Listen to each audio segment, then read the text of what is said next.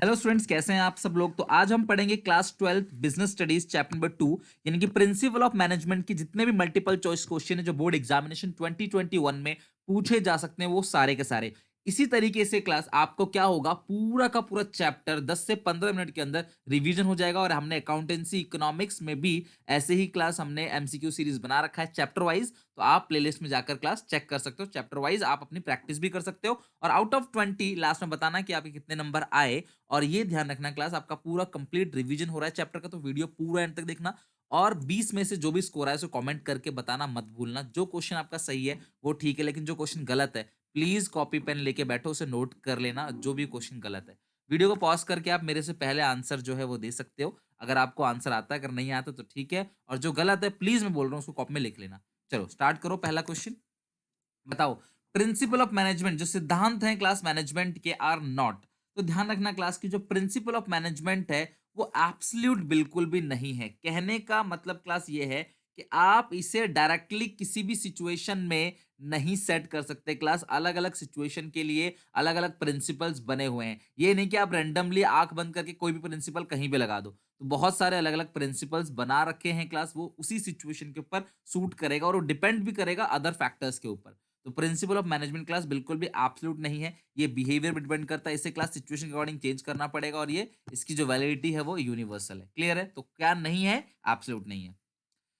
Which of the following statement best describe the principle of division of work? आप सबको पता है class Henry Fayol ने 14 principal दिया। उसका जो सबसे पहला प्रिंसिपल है वो है डिवीजन ऑफ वर्क, यानी कि टोटल वर्क को छोटे छोटे पार्ट में बांट देना है और उस इंडिविजुअल को वो काम देना है जिसमें वो एक्सपर्ट हो। यानी कि उसी को आपने काम देना है क्लास जिसमें वो उसमें एक्सपर्ट हो। तो यहाँ पे जो सही बेस्ट ऑप्शन लग रहा है मुझे, आप बताओ क्या लग रहा है। Work should be divided into small task, labour should be divided, resources should be divide among job, it leads to specialisation. तो जो सबसे बेस्ट पॉइंट है जो डिस्क्राइब करता है डिवीजन ऑफ वर्क को, कि आप पूरे वर्क को जो है टोटल पोर्शन ऑफ वर्क को आप छोटे छोटे पार्ट में बांट दो और एक इंडिविजुअल को आप उसका काम दो। Okay. Third, management should find one best way यानी कि one best method to perform a task which technique of scientific management is define in the sentence. तो क्लास इस सेंटेंस में कौन सा टेक्निक है जो डिसाइड किया गया है। आपको पता हो class, work study is the sum of time study, method study, fatigue study, motion study. तो यहाँ पे कौन सा बेस्ट, देखो टाइम स्टडी कहता है कि कितने देर में काम पूरा होना चाहिए, रेस्ट इंटरवल जो है वो फटीग स्टडी बताता है, मोशन स्टडी बताता है क्लास आपके मतलब कि मूवमेंट्स के बारे में बताता है मोशन स्टडी, प्रोडक्टिव मूवमेंट और अनप्रोडक्टिव मूवमेंट। मेथड स्टडी इसका मतलब क्या है, one best way to perform a task. हम अलग अलग मेथड से जो टेलर साहब है वो कहते हैं कि अलग अलग मेथड से आप परफॉर्म करो जॉब को, जो सबसे बेस्ट मेथड लगे, सबसे कॉस्ट इफेक्टिव मेथड लगे, आप उस मेथड को अडॉप्ट कर लो। Which of the following statement is false about Taylor and Fayol. Taylor और फ्योल के बारे में कौन सा स्टेटमेंट गलत है। तो पहला स्टेटमेंट तो मुझे सही लग रहा है कि माइनिंग इंजीनियर तो थे फ्योल, और जबकि वो मैकेनिकल इंजीनियर थे, ये तो सही है। लेकिन क्वेश्चन कह रहा है क्लास आर फॉल्स। तो Fayol principles are applicable in specialised situation where Taylor principle have universal application. Class देखो, टेलर के प्रिंसिपल यूनिवर्सल एप्लीकेशन है और फ्योल के स्पेशलाइज्ड सिचुएशन, ये स्टेटमेंट बिल्कुल गलत है। यानी कि क्लास यूनिवर्सल एप्लीकेशन टेलर्स के प्रिंसिपल का नहीं है, ना ही क्लास स्पेशलाइज्ड सिचुएशन में। मतलब फ्यूल के जो प्रिंसिपल है वो स्पेशलाइज्ड सिचुएशन में लगा सकते हो आप, लेकिन यूनिवर्सल एप्लीकेशन नहीं है। Fuel principles perform through personal experiences, बिल्कुल सही है क्लास। फ्यूल ने अपने पर्सनल एक्सपीरियंस से दिया है प्रिंसिपल्स को, और टेलर ने दिया है क्लास एक्सपेरिमेंट करके, क्योंकि आपको पता है कि टेलर जो है वो साइंटिफिक प्रिंसिपल्स के फादर माने जाते हैं। फ्यूल प्रिंसिपल और applicable top level management, whereas Taylor principle जो है वो ग्राउंड लेवल पे यानी कि लोअर लेवल पे लगता है। बिल्कुल सही है। यानी कि जो ऑप्शन गलत है वो बी ऑप्शन गलत है, तो बी ऑप्शन को आप टिक करोगे कि क्वेश्चन पूछ ही रहा है कौन सा ऑप्शन गलत है। एक एम्प्लॉय डायरेक्टली सीईओ से बात कर लेता है। भैया एम्प्लॉय है, सीईओ टॉप लेवल का मैनेजर है, उससे डायरेक्टली बात करता है, एक कंप्लेन है वर्किंग कंडीशन ऑफ फैक्ट्री की वर्किंग कंडीशन सही नहीं है। तो कौन सा प्रिंसिपल वायलेट कर रहा है। इन्फॉर्मेशन डायरेक्टली जो है वो टॉप लेवल तक कैसे पहुंचा देगा एम्प्लॉय, वो धीरे धीरे क्लास इन्फॉर्मेशन पास होना चाहिए। और इसके लिए कौन सा प्रिंसिपल बना हुआ है, प्रिंसिपल ऑफ स्कैलर चेन। तो according to Henri Fayol, information जो है वो class line by line pass होनी चाहिए, कोई गैप नहीं होना चाहिए, ताकि कोई मिस ना कर जाए इन्फॉर्मेशन को लेने से। तो कौन सा प्रिंसिपल अवॉइड हो रहा है यहाँ पे, सी स्केलर चेन। आई होप कि वीडियो पसंद आ रहा होगा, आपका रिवीजन हो रहा होगा। वीडियो को लाइक कर देना क्लास, अगर आपको अच्छा लगता है, मुझे मोटिवेट करना चाहते हो क्लास एज अ गुरु दक्षिणा, वीडियो को लाइक और कमेंट करना कि स्कोर कितना आया, भले अब कम नंबर आए चाहे ज़्यादा, और कितना सीखा आपने, कैसा लगा वीडियो। जो भी ये क्लास एक कमेंट करोगे तो एंगेजमेंट आपका और मेरा बना रहेगा। क्लास 12th के सारे दोस्तों में शेयर करना इसको बिल्कुल मत भूलना, जितने भी आपके क्लास 12th के स्टूडेंट्स हैं उन सब में ये वीडियो शेयर जरूर कर देना। ओके, चलो आगे चलते हैं, ऐसे 15 क्वेश्चन भी और करने हैं। Same battery can be use in different mobile phone, यानी कि मोबाइल फोन भले अलग अलग है, एक बैटरी एक ऐसी बना दी जाए बैटरी, ताकि क्लास ये हर मोबाइल फोन में जो है वो बैटरी लग सके। तो इसका क्या मतलब है, तो ये कौन सा एग्जाम्पल है टेक्निक का, तो एक टेक्निक है क्लास जिसका नाम है स्टैंडर्डाइजेशन। स्टैंडर्डाइजेशन मतलब क्या, एक ऐसा प्रोडक्ट बनाओ जो हर जगह एप्लीकेबल हो जाए, जो हर जगह लागू हो जाए, किसी पर्टिकुलर प्रोडक्ट के लिए नहीं है, अलग अलग प्रोडक्ट के लिए आप इसको यूज कर सकते हो। चलो 7th क्वेश्चन का आंसर दो। Suraj was engage in the business of carpet making, Suraj जो है वो कारपेट मेकिंग बिजनेस में इंगेज है, ये केस स्टडी है। सिंस कंपनी, आप वीडियो को पॉज करके टाइम लेके भी आंसर दे सकते हो, ठीक है। Since company was making handmade carpet as well as machine made, यानी कारपेट जो बनाते हैं वो हैंडमेड भी बनाते हैं क्लास, और मशीन भी, जिसकी वजह से क्लास बहुत सारी ओवरलैपिंग हो जाती है, वर्क रिपीट हो जाता है। तो प्रोडक्शन मैनेजर एडवाइस करते हैं कि भाई दो सेपरेट डिवीजन बना दिया जाए, एक हुआ क्लास हैंडमेड वालों का, एक मशीन मेड वालों का होगा, ताकि क्लास हर कोई अपना इन चेंज करे, अपने प्लान बनाए, अपने एग्जीक्यूशन करे, सबके अपने अपने टारगेट्स होंगे, सबका अपना अपना एग्जीक्यूशन होगा। तो आपने बताना है कौन सा प्रिंसिपल ऑफ मैनेजमेंट है यहाँ पे क्लास जो है वो अफेक्ट हो रहा है। तो इसका सही आंसर में भी आपको लगे डिवीजन ऑफ वर्क, लेकिन ऐसा नहीं है। इन्होंने किसी एक काम को नहीं बांटा, इन्होंने क्या किया है, बोला कि भाई तुम्हारा काम अलग है, यानी जो मतलब कि मशीन से बनाते हैं उनका डायरेक्शन अलग है, और इनका डायरेक्शन अलग है जो हैंडमेड बनाते हैं। सही आंसर है क्लास इसका यूनिटी ऑफ डायरेक्शन। तो करेक्ट आंसर क्या है class, unity of direction. 8th question, mister Malhotra finance manager of ABC limited apply for a leave, छुट्टी के लिए अप्लाई किया अपने फैमिली फंक्शंस के लिए अमृतसर में।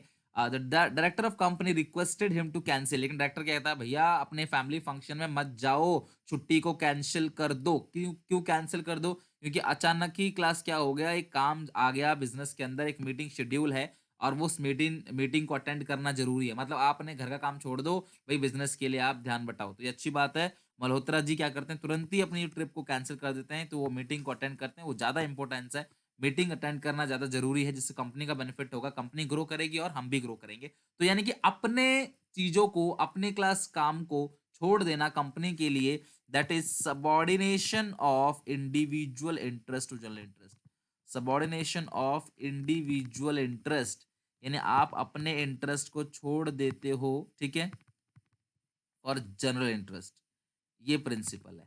अब इसका एक और अच्छा एग्जांपल है क्लास के, एक कॉन्ट्रैक्टर है जो सरकारी कॉन्ट्रैक्टर है सड़क सड़क बनाने का, तो वो रॉ मटेरियल अपने भाई से खरीदता है, ठीक है, उसका भाई उसे महंगा देता है, लेकिन फिर भी वो खरीदता है रॉ मटेरियल अपने भाई से, अपने भाई को फायदा पहुंचाने के लिए। जबकि किसी दूसरा डीलर से वो नहीं खरीदता उस प्रोडक्ट को, क्यों, दूसरा सस्ता दे रहा है, लेकिन उससे वो भाई तो नहीं है ना उसका, तो कॉन्ट्रैक्टर उसी से खरीदता है प्रोडक्ट। ये जो इंजीनियर है, बिल्डर है, उसी से प्रोडक्ट खरीदता है अपने भाई से, कि भैया मैं अपने भाई को फायदा पहुंचाऊंगा, कंपनी को घाटा पहुंचाऊंगा। तो इसका ये कौन सा प्रिंसिपल वायलेट कर रहा है, subordination of individual interest for interest to general interest, यानी कि इंडिविजुअल इंटरेस्ट को आपने सेक्रीफाइस कर देना है for the company interest, for the general interest. 9th question, in a school principal make sure that every instruction order information given by him must be passed through vice principal। भैया पहले principal information vice principal को देगा, then head of department को, then teachers को, then student को information आएगी। याद है कभी स्कूल में छुट्टी अनाउंस होती है तो कैसे होती है, डायरेक्टली प्रिंसिपल आके चिल्ला के नहीं जाता, भाई कल छुट्टी है, भाई कल छुट्टी है, ऐसे नहीं चिल्लाता है। समझ रहे हो बात को, प्रिंसिपल क्या करता है, लेटर भिजवाता है, फॉर्मल लेटर, जहाँ पे वाइस प्रिंसिपल के पास जाता है, हेड ऑफ द डिपार्टमेंट के पास जाएगा, उसके बाद जाकर क्लास टीचर के पास पियोन लेके आता है, जिसमें सिग्नेचर कराता है। हालांकि आप पहले ही समझ जाते हो, जैसे पियोन आता है कि भाई छुट्टी है, छुट्टी है, हल्ला मचाने लग जाते हो। तो यही चीज जो है ये कहता है class scalar chain. Henry Fayol का कौन सा प्रिंसिपल है class, scalar chain, and information line by line सबके पास जानी चाहिए, कल को कोई इन्फॉर्मेशन मिस नहीं होना चाहिए। Second point, in case of emergency, अगर अगर कोई इमरजेंसी है, मान लो स्कूल में आग लग गई, तो वहां पे एक अर्जेंट इन्फॉर्मेशन सबको क्लास से बाहर निकलने के लिए भेजना है, तो यहाँ पे प्रिंसिपल लेटर का वेट नहीं करेगा, वहां पे क्लास क्या होगा, डायरेक्टली इंफॉर्मेशन दिया जाएगा, कोई भी किसी से कम्युनिकेट कर पाएगा, that is called gang plan. अब गैंग प्लान का बहुत ही इंपॉर्टेंट क्वेश्चन आगे भी है, जहाँ पे एक क्वेश्चन है जो बिल्कुल कॉन्फ्लिक्ट्स में, विवादों से घिरा हुआ है, प्लीज देखना, आगे आपको समझाऊंगा क्या है वो। Uniformity in production can come by using the following technique, एक जैसा यूनिफॉर्मिटी, बिल्कुल एक एकता कैसे लाया जाए प्रोडक्शन में, that is called class standardisation. Standardisation कहता है कि प्रोडक्ट जो है वो बिल्कुल स्टैंडर्ड क्वालिटी, स्टैंडर्ड साइज़ में होना चाहिए ताकि प्रोडक्ट यूनिफ़ॉर्म रहे, सारे प्रोडक्ट एक जैसे रहे। नकली कंपनी का सामान खरीदोगे, लोकल कंपनी का प्रोडक्ट अलग-अलग हो सकते हैं, किसी ब्रांडेड कंपनी का प्रोडक्ट खरीदोगे, तो वो स्टैंडर्ड मिलेगा यानी कि क्लास सारे के सारे प्रोडक्ट सेम होंगे। आप शेल्फ से कोई सा भी सामान उठा लो, बिल्कुल आपको सेम मिलेगा वो।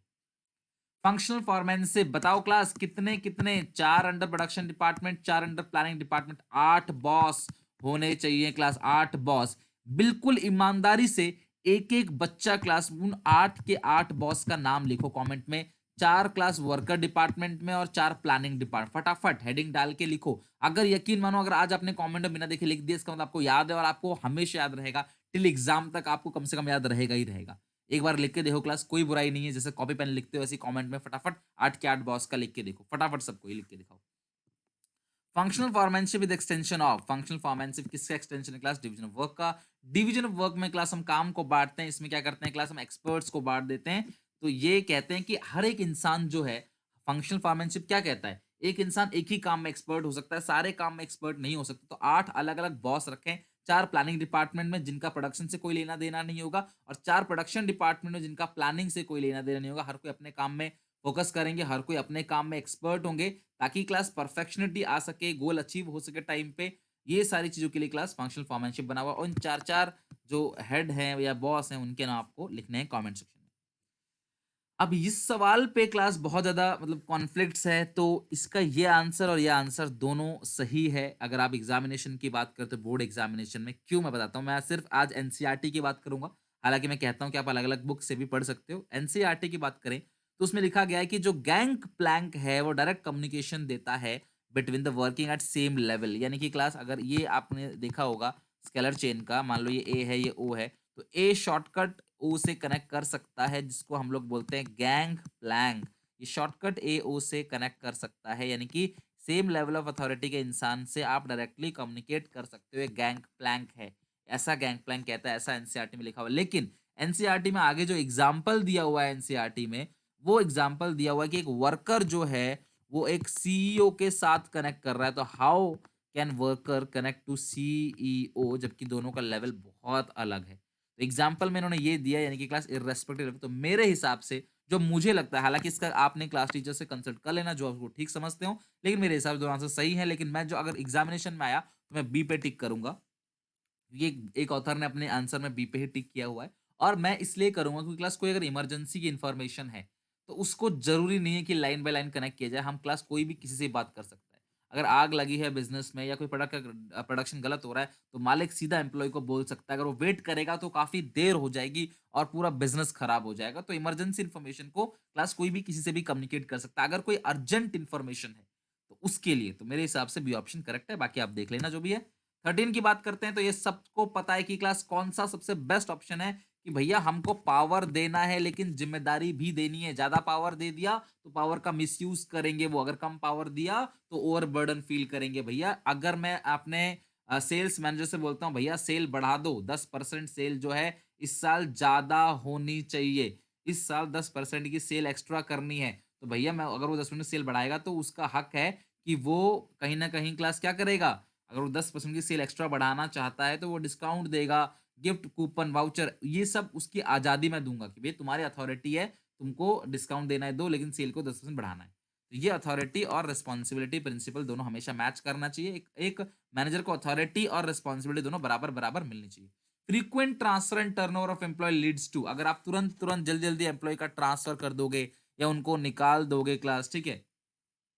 ट्रांसफर क्लास अगर आप तुरंत-तुरंत ट्रांसफर करोगे and turnover of employee leads to violation अगर तुरंत ट्रांसफर हो रहे हैं, टर्नओवर हो रहे हैं, तो इसका मतलब कौन-सा प्रिंसिपल वायलेट हो रहा है? वो है class stability of tenure of personal. ये कहते हैं कि आप एम्प्लॉइज़ को जल्दी-जल्दी ट्रांसफर मत करो। अगर आप जल्दी ट्रांसफर करोगे, निकाल दोगे एम्प्लॉइज़ को, तो आप ही का नुकसान होगा। एक एम्प्लॉयी कंपनी के अंदर आके हज़ारों लाखों रुपए खर्च करता है मालिक के काम को सीखने में और उसी काम को सीखने में टाइम भी वेस्ट करता है, रिसोर्स भी वेस्ट करता है और आप उस कंपनी को क्लास जो वो 6 महीने काम करके एम्प्लॉयी चला जाएगा, कहीं और किसी कंपनी में काम करेगा, हाइक सैलरी पे, तो उसमें भैया आप ही कंपनी को नुकसान है। फिर किसी नए को हायर करोगे, फिर उसे ट्रेनिंग दोगे। तो आप चाहो कि कंपनी के एम्प्लॉयी ना निकलें, यानी कि आपको ध्यान रखना है कि एम्प्लॉयी जो है, वो लंबे समय तक आपके साथ काम करें, निकल के ना जाएँ। ऐसा हेनरी फेयोल ने अपने stability of tenure of personal में कहा है, ये प्रिंसिपल। क्लियर है? तो यानी 14 का डी ऑप्शन करेक्ट है। Unit of direction insist on, unit of direction का मतलब क्या है? One unit one plan. ध्यान रखना क्लास केस स्टडी में आ सकता है वन यूनिट वन प्लान। भैया पहले एक ही दिशा में चलो, एक गोल को अचीव करो, तब जाके दूसरे गोल पे आओ।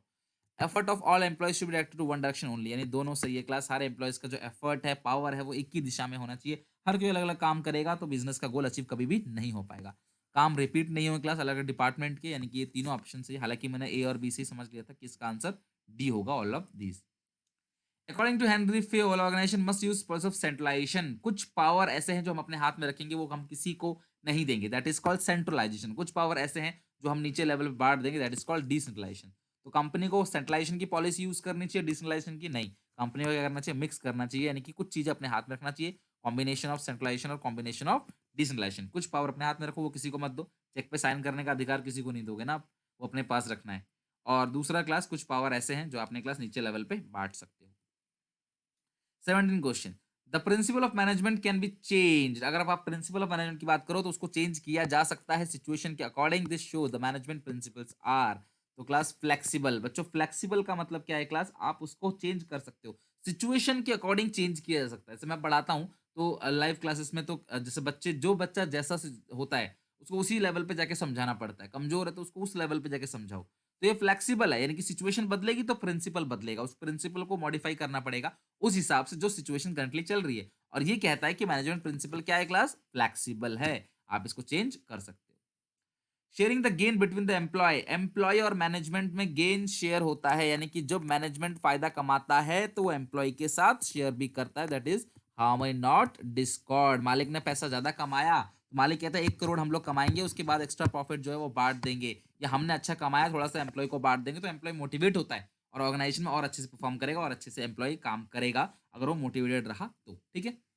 Differential piece wage rate system क्या कहता है? अगर आप 100 यूनिट बनाओगे तो हम आपको 1 यूनिट पे 3 रुपए देंगे, लेकिन 120 बनाओगे तो हमको 1 यूनिट पे 4 रुपए देंगे। 140 बनाओगे या उससे ज्यादा तो 1 यूनिट पे 5। जितना ज्यादा प्रोडक्शन करोगे उतना ज्यादा पैसा मिलेगा, ताकि जो कम प्रोडक्शन कर रहा है उसे कम पैसा मिले और वो मोटिवेट हो कि प्रोडक्शन ज्यादा करके वो ज्यादा पैसे ले सके। तो ऑब्वियस है क्लास, ये प्रिंसिपल ऑफ इक्विटी क्या कर रहा है क्लास? वायलेट कर रहा है। तो कौन से प्रिंसिपल को वायलेट करता है क्लास? ये प्रिंसिपल ऑफ इक्विटी को। The statement is true. ये स्टेटमेंट क्लास बिल्कुल सही है। ओके। काम जो है, मतलब देखो, वैसे आप कहोगे सर ये तो ज्यादा काम कर रहा है, ज्यादा पैसे मिल रहे हैं। तो अगर कोई 99 बनाता है तो उसे 3 रुपए यूनिट मिलता है, और कोई 101 बनाता है उसे 4 रुपए यूनिट। तो यहाँ कहीं ना कहीं क्लास इक्विटी को फॉलो नहीं किया जा रहा है। ठीक है। आप सोशली मत सोचो, जो कॉन्सेप्ट है उसके हिसाब से सोचो। Last, Dash arranges all the machine tool and other resources required for the performance of job so that there is no delay. तो gang boss, speed boss, repair boss, inspector. Inspector देखता है काम सही से हुआ कि नहीं, अब मशीन में कोई कमी आ गई तो रिपेयर बॉस उसे रिपेयर करेगा, काम स्पीड से हो रहा है कि नहीं हो रहा। और सारी की सारी मशीन को यूज करने का जो काम है क्लास, ये कौन है क्लास? किसका है? गैंग बॉस का। तो गैंग बॉस क्या करता है? सारी मशीन अरेंज करता है। स्पीड बॉस स्पीड से काम हो रहा है कि नहीं हो रहा, टाइम पे काम पूरा होगा कि नहीं होगा, उसको चेक करता है। रिपेयर बॉस चेक करता है कोई खराबी तो नहीं आ गया अचानक से, मशीन खराब हुआ तुरंत इंस्टेंट उसे रिपेयर किया जाता है। और इंस्पेक्टर क्वालिटी इंस्पेक्ट करेगा लास्ट में कि प्रोडक्ट की क्वालिटी कैसी है। तो बताओ क्लास कि ये 20 क्वेश्चन से आपको कितना सीखने को मिला, कैसा लगा वीडियो? कमेंट करके जरूर बताना। अपने सारे क्लास 12 के दोस्तों में शेयर करना प्लीज, इसे मत भूलना। नेक्स्ट क्लास में कंटिन्यू करेंगे नए टॉपिक के साथ, तब तक के लिए टेक केयर, बाय।